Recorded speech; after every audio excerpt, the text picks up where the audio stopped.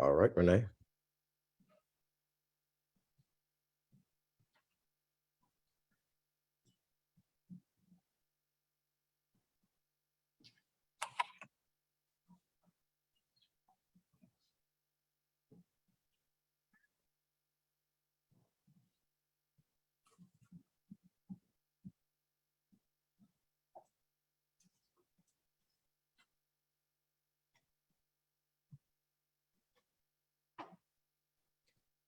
Hello, welcome to Building a Better America, the Inflation Reduction Act special webinar. We'll get started in one moment. We're just going to let more people enter the space as we are excited to chat with you all today.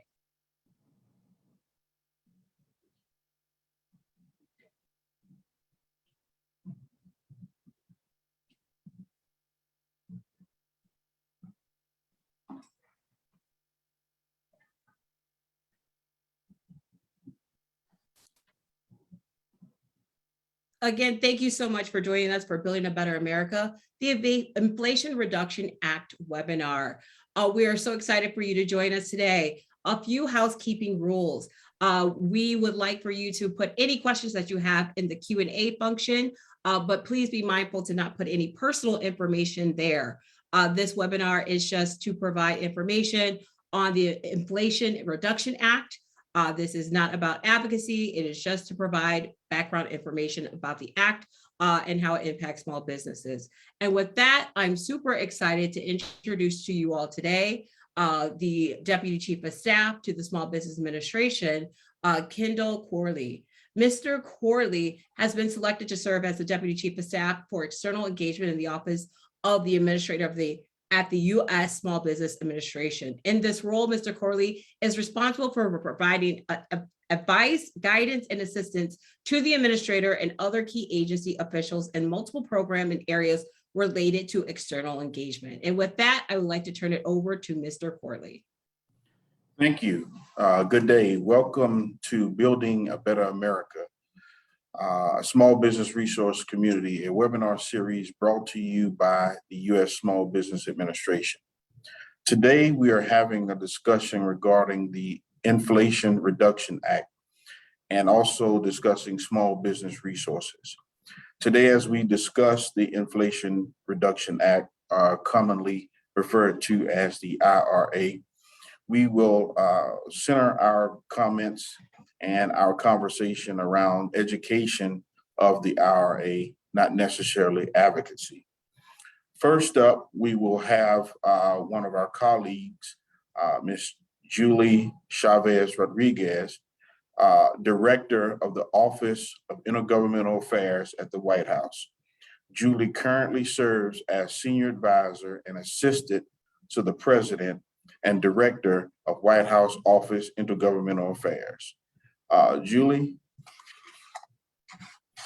Thank you so much, Kendall, for the warm introduction and for the critical work you're doing there at SBA. And thanks to all of you, all of the small business owners and leaders for joining today's call. I see a good showing, and I think we still have more folks joining as I speak, but just really bring you warm greetings from the president, from the vice president, from the Biden-Harris administration. We are, really excited just as we continue, I think, some real historic momentum and historic success that we together have been able to accomplish. Thanks to the president's leadership, we have now recovered all of the jobs that were lost during the pandemic. Our economy has created nearly 10 million jobs since the president took office. The unemployment rate we've seen continue to drop. It went from, a high of 6.4% when we were, first coming into office, when the president first took office, to now 3.5%. In 14 states across the country, they've seen the lowest unemployment rates on record. And, just yesterday, the president signed the CHIPS Act. I might be a little sunburnt from being out on the South Lawn with so many amazing leaders, including some that you'll hear from today. And that's just unlocking and really unleashing the power and potential of American manufacturing here in the US. And so it's a real once in a generation effort to supercharge, manufacturing jobs on top of, again, the historic job creation we've seen. We're also seeing gas prices continue to fall. I think, we're around $3.99 a gallon, on average across the country. And today's news that we've had 0% inflation just really continues to show the kind of economic progress, and that the plan that the president has put in place is really taking root. And while we see real wages going up, we know that there's still so much critical work to be done. And that's why we're here today, to have a conversation with all of you about the Inflation Reduction Act, which we know will help to lower healthcare costs and prescription drug costs and energy costs, and will also have important benefits for our small businesses and continue to strengthen them in numerous ways. And so we're just excited to really, share with you all, I think, some of these important opportunities, and to also hear from you, to hear what is it that our small businesses and leaders really care about, and how is it that they really want to engage in continuing this, again, really important and historic economic progress that we've seen. But just really quickly, the Inflation Reduction Act has some important and I think key components. One, it would cap seniors out-of-pocket spending for prescription drugs to $2,000 per year. It would save 13 million Americans covered under the Affordable Care Act $800 per year on health insurance premiums, and continuing that ACA expansion that we were able to include in the American Rescue Plan. It takes the most aggressive action that we've seen on climate change and addressing the climate crisis that we've seen, and really investing in a clean energy economy. And finally, it pays for all of this by establishing a corporate minimum tax and ensuring that we are not raising a single penny of taxes on our working families and those making $400,000 or less in the country. And so we're excited about, again, the opportunities that lie ahead. I think the president says it all the time, that we know there's still important work to be done, but it's important that we take stock of the progress we've made to date, and know that we are on the right track to continue to rebuild our economy, as the president says, from the bottom up and the middle out. So thank you all so much for your tireless support, and we look forward to our continued work together. Back over to you, Kendall. Thank you, Julie, and thank you for your hard work and partnership with us. Before we bring on Mayor Turner, I just want to bring greetings on behalf of Administrator Guzman, who served as the voice of America's 33 million small businesses on President Biden's cabinet. Administrator Guzman has visited small businesses in more than 30 states and territories, and spoken with hundreds of small businesses across the country. She has seen firsthand the power and resilience of our entrepreneurs across the country. Just wanted to make sure we recognize and thank Administrator Guzman for all of her hard work. Next up, we will have one of our wonderful mayors, Mayor Sylvester Turner of Houston. Mayor Turner was elected in 2015 and re-elected again in 2019, and currently serving in his second term as mayor. He is Houston's 62nd mayor. At this time, we'll welcome Mayor Sylvester Turner of Houston, Texas. Thanks, Kendall. And I also want to acknowledge Administrator Guzman and Julie and everyone else that's a part of this program today. Look, let me get right to it. The Inflation Reduction Act focuses on reducing costs, both fiscal and environmental, that Americans are paying. First, on the healthcare side, it keeps the expanded ACA subsidies that help people afford healthcare coverage. This is especially important in Texas, as we have the largest uninsured rate in the country. It also caps the expenses for Americans on Medicare, a program so many of our seniors on fixed income depends on, to spend no more than $2,000 a year out of pocket on prescription drugs. That's huge for so many in our community. It also puts a price cap on insulin for Medicare recipients at $35 a month. There is a disproportionate amount of people of color suffering from diabetes, and having this cost at an affordable price can be a game changer. I will note that I really appreciate Senator Raphael Warnock's effort to apply that cap nationwide. But even for Medicare alone, it is a huge impact and savings for our seniors.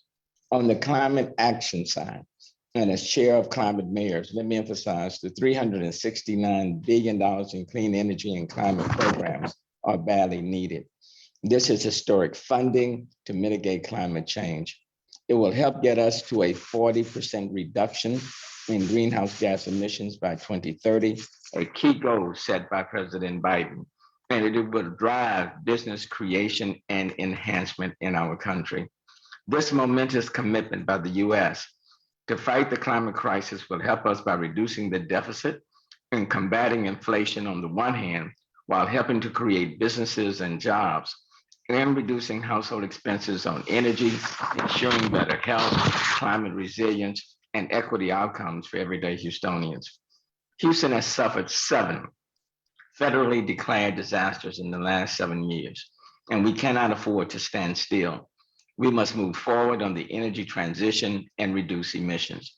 The transportation sector contributes to nearly half of Houston's greenhouse gas emissions. Not only does the bill keep the $7,500 tax credits for new EV purchases, but it also creates a new $4,000 tax credit for the purchase of a used EV. It also applies income gaps on those purchasing vehicles, making sure the tax credit goes to those who need it. These incentives for electric vehicles, a key provision in the IRA, will help improve air quality for the region while saving money and enabling access to clean mobility for Houston's households, a win for Houston's sustainability and resilience goals.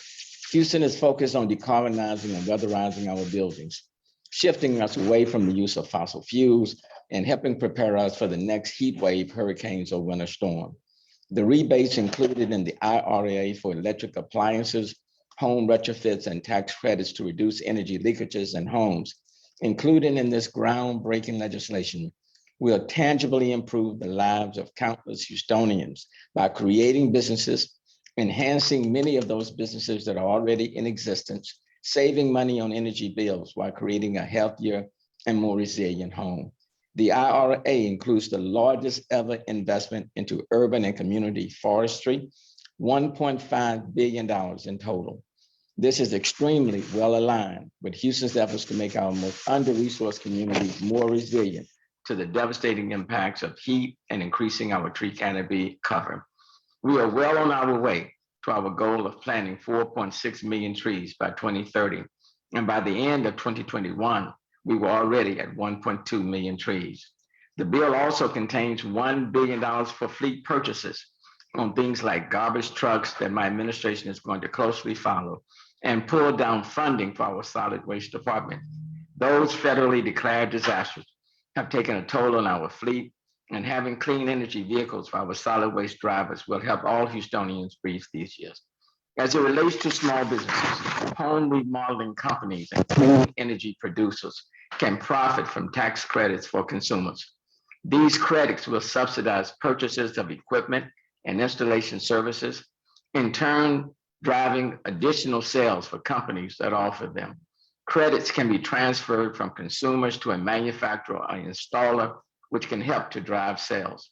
Of course, these energy savings benefit homeowners as well. Additional home energy rebates can reduce costs of installation projects for the contractors performing the work. The support for low carbon materials for federal projects and buildings is also significant. This means certified firms, city and federal, could benefit from federal projects involving low carbon concrete and construction materials. And lastly, as it pertains to the grants for environmental justice, small businesses might also benefit from upcoming projects related to climate change and air pollution. I will tell you, I'm excited by the IRA about not only what it can do on driving down healthcare and dealing with climate change mitigation, but how it can incentivize the start of new businesses, enhance those businesses that still exist, and really be innovative. and how it will be applied. So let me thank President Biden, Senator Schumer, and every senator, including Vice President Harris, for making this happen. Enjoy the rest of the seminar. Thank you, Mayor Turner, and thank you for your leadership and your partnership. Now we'll hear from Mr. Rhett Butler, President of the Public-Private Strategies Institute. Mr. Butler is an entrepreneur, advocate, and one of the most trusted leaders at the intersection of business and policy, not only in Washington, D.C., but in this country. Thank you, Rhett, and thank you for your partnership, and welcome. Wonderful. Well, thank you, Kendall. And it's been our pleasure at the Public-Private Strategies Institute to host this ongoing series with U.S. Small Business Administration. We appreciate you and the whole team who works with us to put it on. And let me add my thanks to Administrator Guzman, who's been out traveling across the country, meeting with small businesses, and has been really important advocate and a voice for small business owners across the administration. And thank you, Mayor and Julie, for creating the time to be here. You could be a lot of places, but you've chose to be here today with the thousands of small business owners who, are busy running their businesses and really just trying to understand what this legislation means for them. I just wanted to quickly drill down on three things that you heard a little bit about from the mayor and Julie, but I wanted to sort of reemphasize because I think they're really at the heart of this legislation. The first is the tax provisions. For years, research has shown that small business owners really feel like the tax system has been leveled against them. As you can imagine, much larger businesses and corporations, some of which who have not paid federal tax or pay very low tax rates, are able to do so because of the investment that they're able to make in accountants and really making sure that the system works for them. This is a huge step forward. The corporate minimum tax provides an important way to pay for a number of investments that we need to make as a country, but it also provides more of a level playing field for small business owners. And so the corporate minimum tax set at 15% in this law is something that a lot of small business owners have talked about before as it relates to creating a more equitable tax system. The second piece is really around healthcare. So much research shows in many of the organizations that we work with that healthcare is often the number one issue for small business owners and their employees. This act would do a lot of important things that we heard about, but two that I'll mention. One is extending the tax credits under the Affordable Care Act. For many small employers who aren't able to offer coverage, sometimes their employees are best able to get coverage through the marketplaces that were made available under the Affordable Care Act. The tax credits that are in the Affordable Care Act originally allowed employees to do that in a way that was affordable for them. It also allowed many entrepreneurs to purchase healthcare for the first time. The Inflation Reduction Act extends those tax credits or those subsidies and continues to make that possible. As well, for the first time, it deals with the rising cost of prescription drugs. Too often, so many small employers who are able to eventually get over the hurdle of offering health insurance often hear from their employees that the cost of prescription drugs is just too high. We really think the steps that this act would take to allow Medicare to negotiate around prescription drugs and a very limited set of prescription drugs, but those that are costing the highest volume in the system will really make an important step that we think will have ripple effects throughout the whole healthcare system and will help small business owners and their workers in the long run. And the last is the important investment that this act makes in our clean energy economy. Too many small business owners are dealing with extreme weather that is impacting their business. They see the impact that climate change is having on the economy. And this act really makes a strong, important down payment on some of the investments that we need to make as a country that will also provide entrepreneurial opportunities for small business owners who are thinking about the clean energy economy and how to be involved. It's an important step forward. It doesn't solve all of our issues, but as many small business owners are out there struggling to compete in the environment that they are working to help create jobs in our country, we know small business owners create 2 out of every 3 new jobs. This act can take a lot of important steps towards helping small business owners make life just a little bit easier for them, their employees, and their communities. And with that, it's now my pleasure to hand this conversation back to Kendall. Thanks so much for having us today, Kendall. Thank you, Rhett. And again, thank you for your partnership and the great work that you do on behalf of small businesses. I want to introduce Mr. Shondell Newsome, founder of Some New. Marketing, co-chair of the Small Business for America's Future. Mr. Newsome has a very impressive resume. He is a two-time winner of our SBA awards, SBA Nevada in 2008 Small Business Award, and Family Owned Business of the Year in 2015. Mr. Newsome founded his company as Newsome Marketing Enterprises back in 2006 and has over 30 years of experience in marketing and communications. He began his career in marketing graphic design as a teenager in Brooklyn, New York, working for the local printing company, providing graphics and design for the local hip hop scene. We'll dive into a conversation now with Mr. Newsome, but Mr. Newsome, welcome, and thank you for joining us on this webinar series. Thank you. It's my pleasure. All right, thank you. So, Mr. Newsome, Small Business for America's Future just released a national survey of small business owners showing that they strongly support the Inflation Reduction Act. Why is it popular with Main Street entrepreneurs? That's right, Kendall. Thank you. We released a SNAP survey of 645 business owners done over the weekend, showing that 74% of them support the act. The act helps with several issues to small businesses, like the high cost of prescription drugs and stabilizing health insurance prices are just a few examples.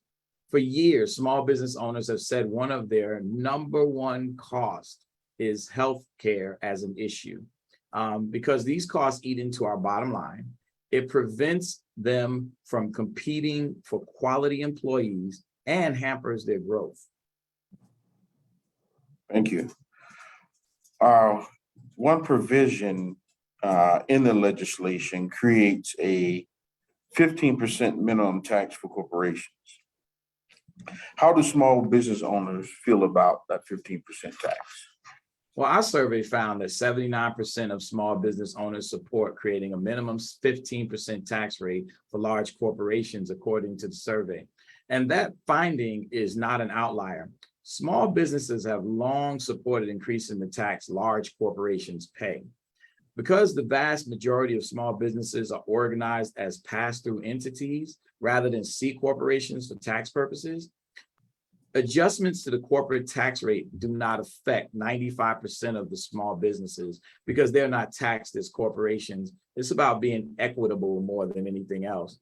The effective federal tax rate for small businesses is nearly 20%, while companies like Amazon federal tax rate was just 6%. And as you know, many large corporations pay even less or nothing at all. What small businesses want is a fair tax code that creates a more level playing field for Main Street. Again, it's about being equitable more than anything else. Earlier, you mentioned drug costs. 85% of small business owners support capping out-of-pocket drug costs for seniors at $2,000. How do caps on drug costs help small business owners like yourself? Well, going back to the survey, according to our survey, 86% support allowing Medicare to negotiate prescription drug prices. That's because the high cost of prescription drugs and healthcare have been the top problem facing small business owners like myself for years. Drug costs are one of the prime drivers of high insurance costs.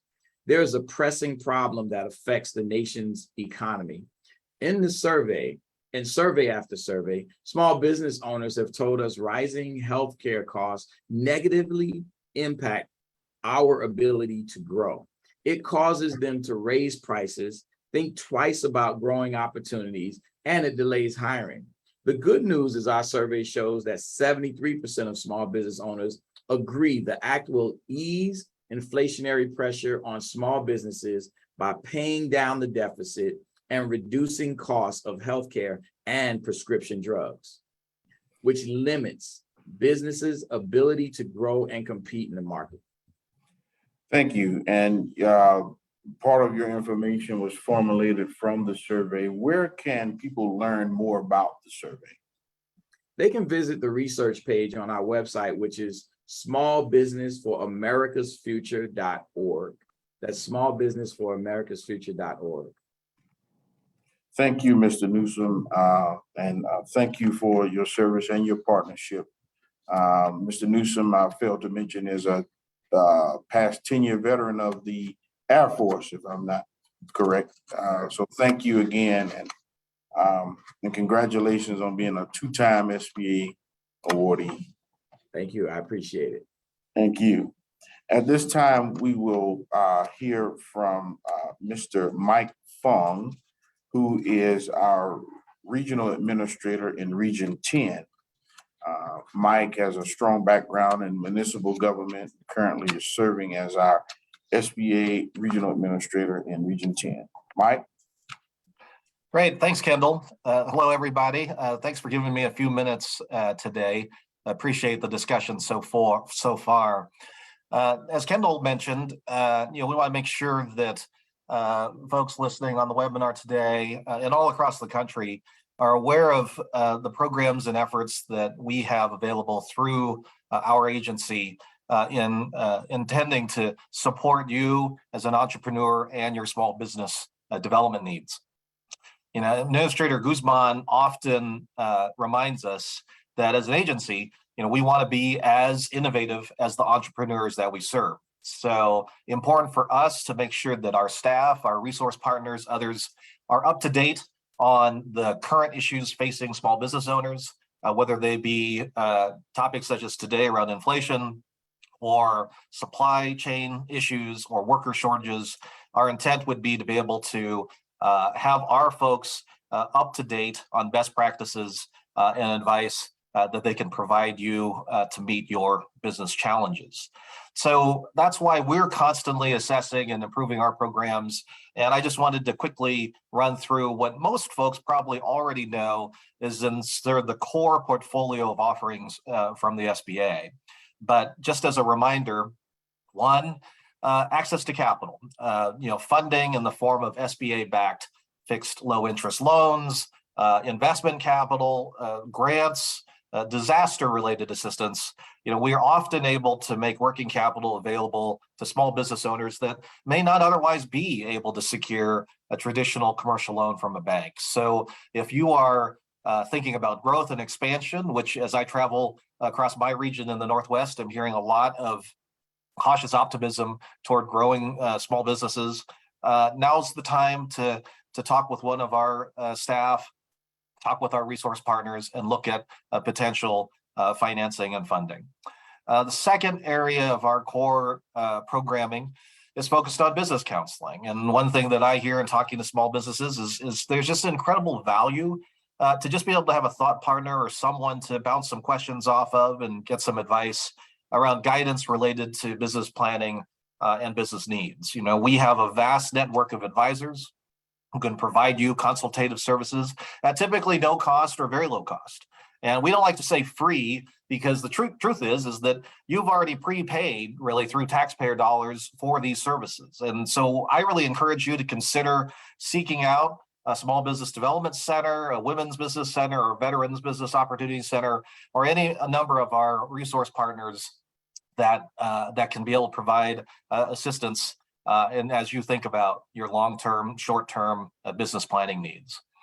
And finally, what I like to refer to are revenue opportunities and programs that we have available through SBA that are designed and intended to help you think about how to grow market access and grow revenues.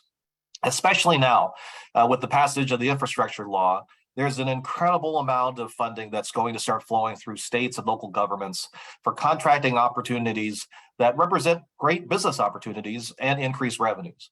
Now, either from direct service delivery and direct contracting opportunities from state government, local government agencies, or indirect economic benefits from these projects they'll start getting off the ground in our communities. We and our partners can give you the assistance to get certified and get eligible for these contracts, but also given statutory set-asides and goals from the Biden-Harris administration, we can ensure that small businesses are getting a significant piece of the action as it relates to these new funds that are available.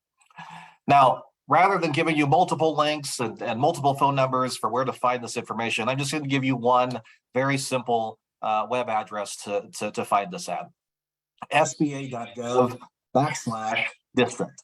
And again, sba.gov/district. And the reason I highlight that is that we have 68 local district offices across the country.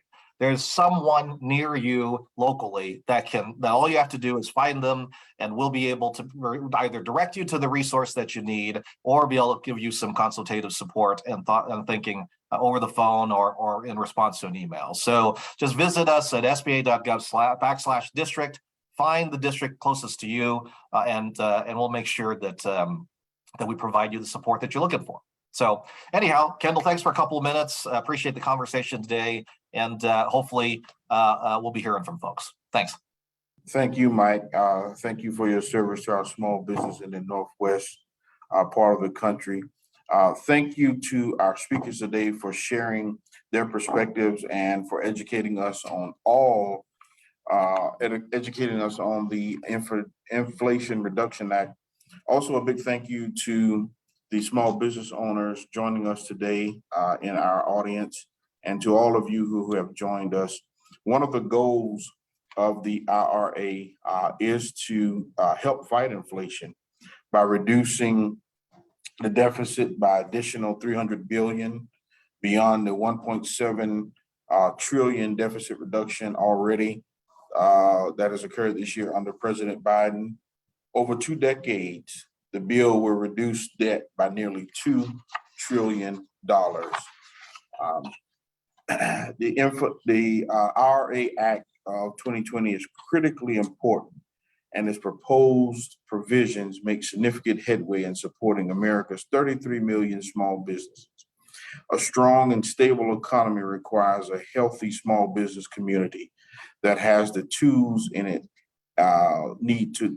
needed to survive and thrive. On behalf of Administrator Guzman, thank you again for joining us today for this informative briefing. Thank you.